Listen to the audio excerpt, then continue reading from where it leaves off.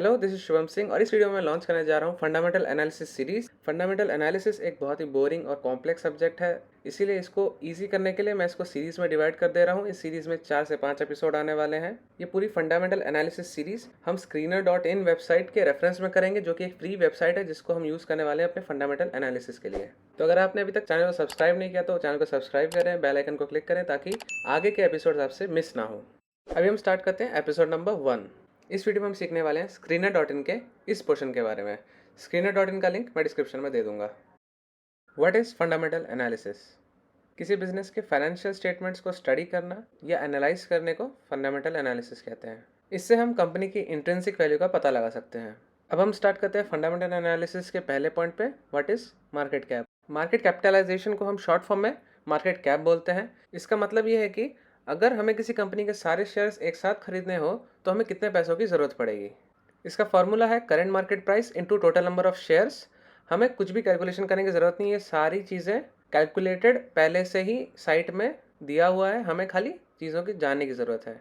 For example Hindustan Unilever, अगर हमें Hindustan Unilever पूरा खरीदना हो तो हमें 5,25,100 करोड़ रुपए के आसपास चाहिए होगा। ये चीज़ आज के लिए ही वैलिड है। अगर कल स्टॉक का प्राइस ज़्यादा हो गया तो हमें और ज़्यादा पैसे देने पड़ेंगे, और अगर स्टॉक का प्राइस कम हो गया तो हमारे कम पैसों में भी काम हो जाएगा। What is current price? इसका मतलब है कि अगर हमें किसी कंपनी का एक स्टॉक खरीदना है तो हमें कितने पैसे देने पड़ेंगे।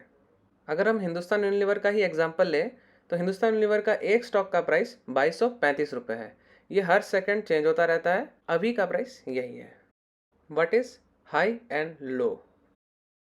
Screener.in में जो हाई लो करके शो कर रहा है वो लास्ट 52 वीक्स में किसी स्टॉक का हाईएस्ट और लोएस्ट प्राइस पॉइंट शो कर रहा है। 52 वीक्स यानी एक साल। अगर हम हिंदुस्तान यूनिलीवर का ही एग्जांपल लें तो इसका 52 वीक्स हाई 2859 रुपये और 52 वीक्स लो 1902 रुपये है। What is stock PE? PE यानी प्राइस टू अर्निंग रेशियो। इसका फॉर्मूला है market cap divided by yearly net profit या फिर current price divided by EPS यानी अर्निंग पर शेयर। अगले एपिसोड में जब हम क्वार्टरली रिजल्ट्स और ईयरली प्रॉफिट्स के बारे में पढ़ेंगे वहाँ पे हम ईपीएस डिटेल में देखेंगे। स्टॉक पीई को हम पे बैक पीरियड से भी जानते हैं। फॉर एग्जाम्पल अगर हम हिंदुस्तान यूनिलीवर का ही एग्जाम्पल लें तो अगर हमने हिंदुस्तान यूनिलीवर को उसके मार्केट कैप जितने पैसे देकर खरीद लिया और वो अपना एनुअल प्रॉफिट जितना अभी है उतना ही आगे भी लाता रहा तो हमें स्टॉक पीई जितने साल लगने वाले हैं हमारे इनिशियल इन्वेस्टमेंट को वापस पाने के लिए। What is book value? अगर हम इनिशियल इन्वेस्टमेंट के साथ प्रॉफिट जो आज तक कमाया हुआ है उसको हम अगर जोड़ दें तो जो निकलता है उसे हम बुक वैल्यू कहते हैं। पर जो Screener.in के साइट में दिया हुआ है वो बुक वैल्यू पर शेयर दिया हुआ है। उसे निकालने के लिए हमें initial investment plus profit earned till date divided by total number of shares करना पड़ेगा, जिसका फॉर्मूला आता है share capital plus reserve divided by total number of shares. Share capital और रिजर्व के बारे में हम अगले एपिसोड में डिटेल में पढ़ेंगे। अगर हम हिंदुस्तान यूनिलीवर का बुक वैल्यू चेक करें तो वो है 209 rupees. What is dividend yield? जब कंपनी अपने प्रॉफिट का कुछ हिस्सा शेयर होल्डर्स के साथ शेयर करे उसे डिविडेंड कहते हैं। शेयर प्राइस का एक सर्टेन परसेंट जो कंपनी अपने शेयर होल्डर्स को डिविडेंड के रूप में देता है उसे डिविडेंड यील्ड कहते हैं। अगर हम चेक करें तो हिंदुस्तान यूनिलीवर का डिविडेंड यील्ड 1.52% है। What is ROCE? इसका full form return on capital employed है।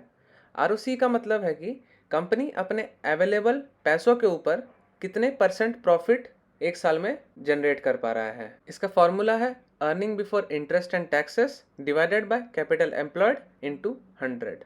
अगर हम हिंदुस्तान यूनिलीवर का एग्जांपल लें तो उसका ROCE 24.6% है। What is ROE? ROE का full form return on equity है। इसका मतलब है कि कंपनी अपने पैसों के ऊपर कितना परसेंट प्रॉफिट एक साल में जनरेट कर पा रहा है। इसमें हम लोन के ऊपर कमाए हुए प्रॉफिट को काउंट नहीं कर रहे हैं। फॉर एग्जाम्पल हिंदुस्तान यूनिलीवर का ROE 18.4% है। What is face value? Initial investment जिसके साथ कंपनी स्टार्ट हुआ था उसको फेस वैल्यू कहते हैं। फेस वैल्यू को शेयर कैपिटल भी बोला जाता है। Screener.in साइट में फेस वैल्यू पर शेयर बताया गया है, जिसको निकालने का फॉर्मूला है share capital divided by total number of shares. What is डेब्ट टू इक्विटी? डेब्ट यानी लोन यानी बोरोइंग इक्विटी का मतलब है शेयर कैपिटल एंड रिजर्व, तो डेब्ट टू इक्विटी का मतलब हुआ borrowing divided by share capital plus reserve. इसका फॉर्मूला भी सेम ही है। शेयर कैपिटल और रिजर्व के बारे में हम डिटेल में अगले एपिसोड में जानेंगे। अगर हम हिंदुस्तान यूनिलीवर का डेब्ट टू इक्विटी रेशियो देखें तो वो है 0.02। What is promoter holding? जो परसेंटेज ऑफ शेयर्स कंपनी के ओनर के पास है जिसने कंपनी को स्टार्ट करी थी, उसे प्रमोटर होल्डिंग कहते हैं। क्योंकि हम अगर कंपनी के शेयर्स खरीदते तो हम भी एक तरह से उसके ओनर ही बनते हैं, पर हमने कंपनी को स्टार्ट नहीं किया था, तो हम प्रमोटर नहीं है, बस एक नॉर्मल शेयर होल्डर हैं। अगर हम हिंदुस्तान यूनिलीवर का प्रमोटर होल्डिंग चेक करें तो वो है 61.9%। इसका मतलब है कि कंपनी के हर 100 शेयर में से लगभग 62 शेयर प्रमोटर के हैं। What is pledged percentage? Pledging percentage यानी प्रमोटर होल्डिंग के कितने परसेंटेज ऑफ शेयर्स गिरवी रखे हुए हैं बैंक में लोन लेने के लिए प्रमोटर्स ने अपने पर्सनल रीजंस के चलते। हिंदुस्तान यूनिलीवर के प्रमोटर्स ने एक भी शेयर बैंक के पास गिरवी नहीं रखा है। What is profit previous 12 months?